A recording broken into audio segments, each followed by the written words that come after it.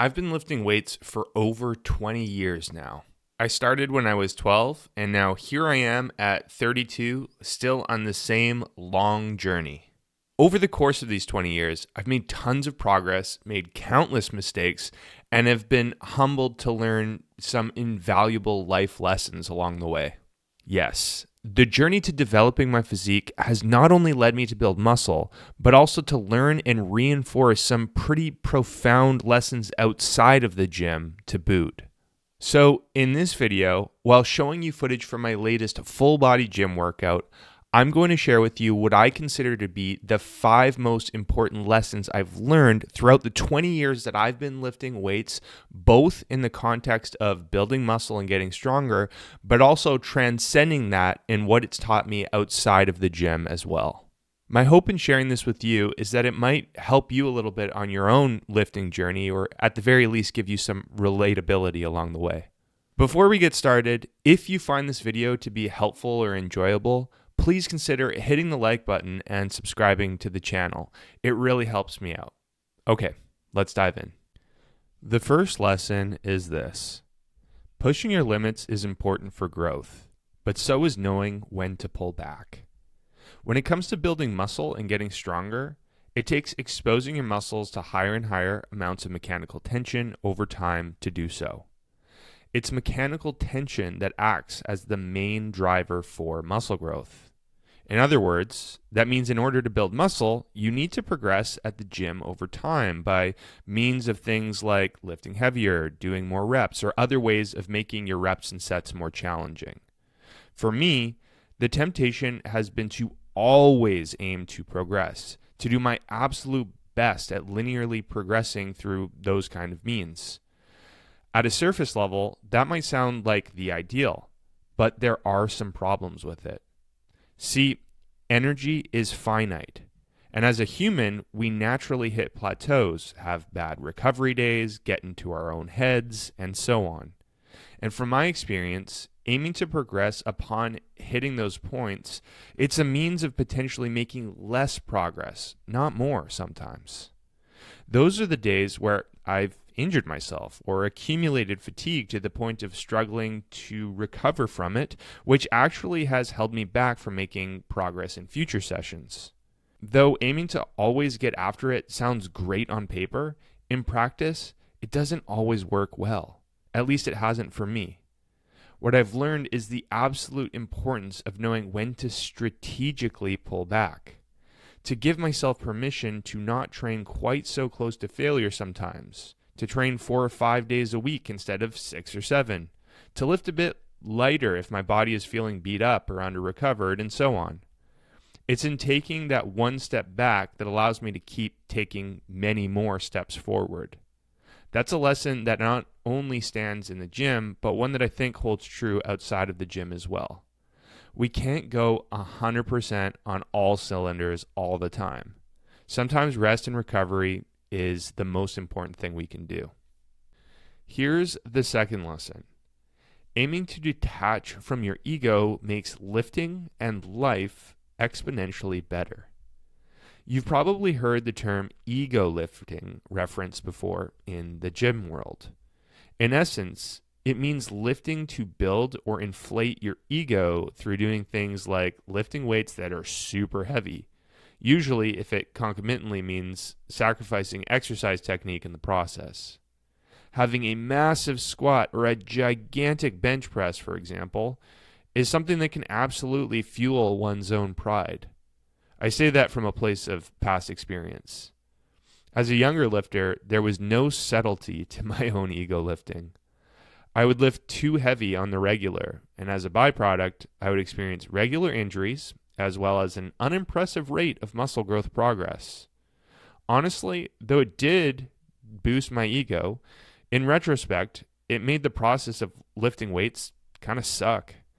As the years went by, I slowly but surely learned the importance of prioritizing that my exercise technique remain a priority.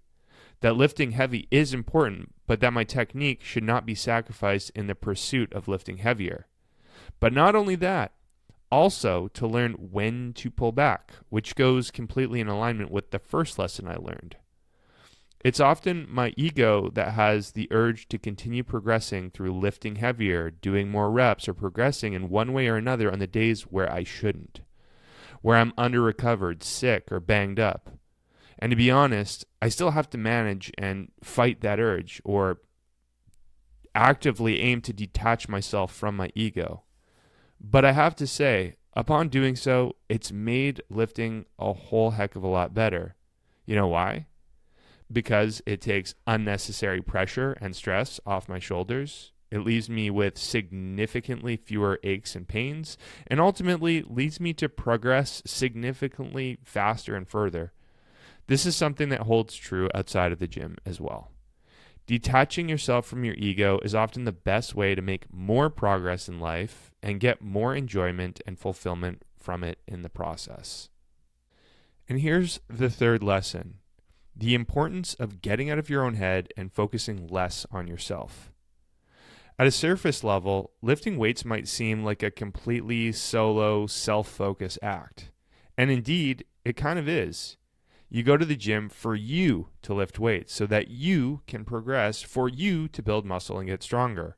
So naturally, it's very easy to fall into getting stuck in your own head, focusing completely on yourself. And while it's true that you definitely need to some extent, life actually gets a whole heck of a lot better when you regularly step outside of that. I spent so many years of lifting weights at the gym in tunnel vision mode, where I intentionally avoid eye contact with others and try to stay in the zone, or find myself daydreaming about my own world, my progress, my problems, concerns, and so on. But something I've learned is that making an attempt to get out of my own head, to do things as simple as acknowledging, saying hello, having short conversations, or even just making eye contact and smiling at other people makes time at the gym infinitely better. In the past, closing myself off to stay in the zone, or really to just stay in my own head, has been the norm. I'm incredibly introverted, so falling into that is kind of my default. But getting outside of myself and focusing on people and things outside of me has made lifting weights a lot better. And of course, that's a life lesson that can be applied practically anywhere outside of the gym as well. Lesson number 4 is this: deep meaning and happiness can't be found from being strong and muscular, or comparatively being stronger and more muscular than others. When I first started lifting weights 20 years ago, I'd be remiss if I didn't say that that was, in retrospect, one of the core reasons, if not the single most important reason for me at the time, to start my lifting journey. I thought that lifting weights and becoming strong and muscular, and even stronger and more muscular than the people around me, would fill some kind of missing piece inside of me. I thought it would lead me to a feeling of tremendous meaning and happiness. Of course, as a 12-year-old, I wouldn't have been able to articulate that, but in hindsight, that's what I was really aiming for. And honestly, that pursuit of meaning and happiness lasted for years, really well into my 20s, as far as finding it on my lifting journey anyways. Here's what happened, though. I successfully built tons of muscle and got really, really strong. But you know what didn't come along with that?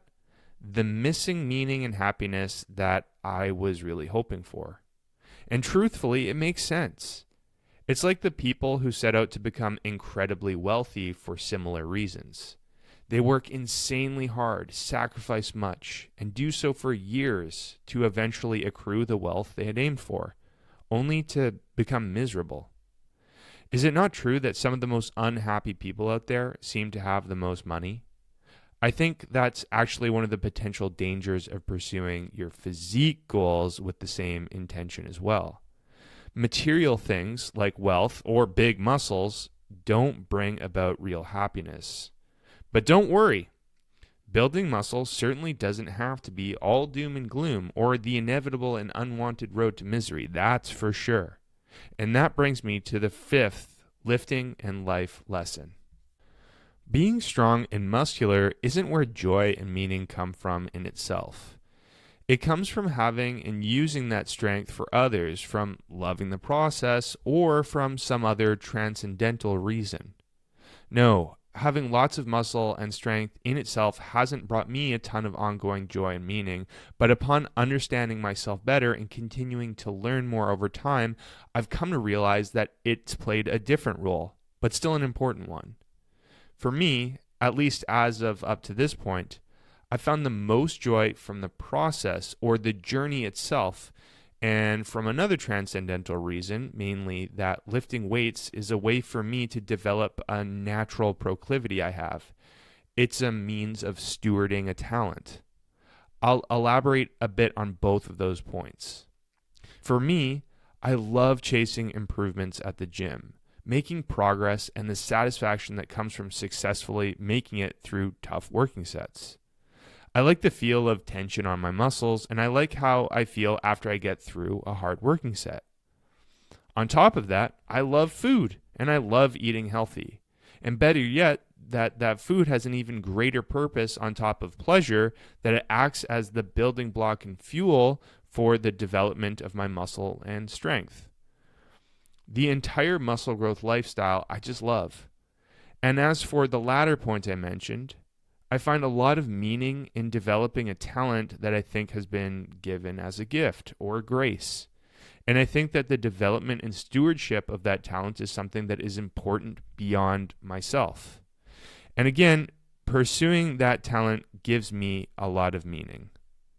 As for developing muscle and strength being something that can bring joy or meaning through using it to help and serve others, like family, friends, and community, that's something that's been shown to be one of the strongest motivators and sources of meaning for people to pursue their goals. It is for me as well, but I suspect that that's one that will grow more over time when I can better use it for more specific reasons, for me personally. This lesson of acquiring joy and meaning is one that absolutely stands true outside of the gym when pursuing any set of goals, I think. Whether that be becoming wealthy, becoming skilled at an art, gaining knowledge, building a business, or what have you. It's not the material thing that should be aimed for as the source of joy and meaning. Rather, the ability to help and serve others through the journey, to love the process, and or doing it for a transcendental reason where joy and meaning can really be expected to be found. And there you have it. The 5 most important lessons I've learned from the 20 years that I've been lifting weights. I'd love to know if any of those lessons in particular resonate well with you. What are some of the most important lessons that you've learned on your own personal lifting journey? Let me know in the comment section below.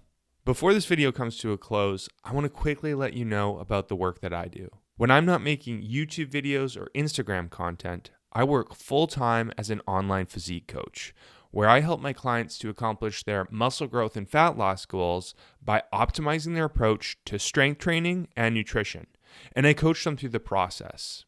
I've been doing this work for over 7 years and love helping my clients to not only transform their bodies, but ultimately their lives. If you've been considering getting some help with accomplishing your own physique goals, feel free to hit the link in the description below, where you can learn a little bit more about the work that I do and how I can help you.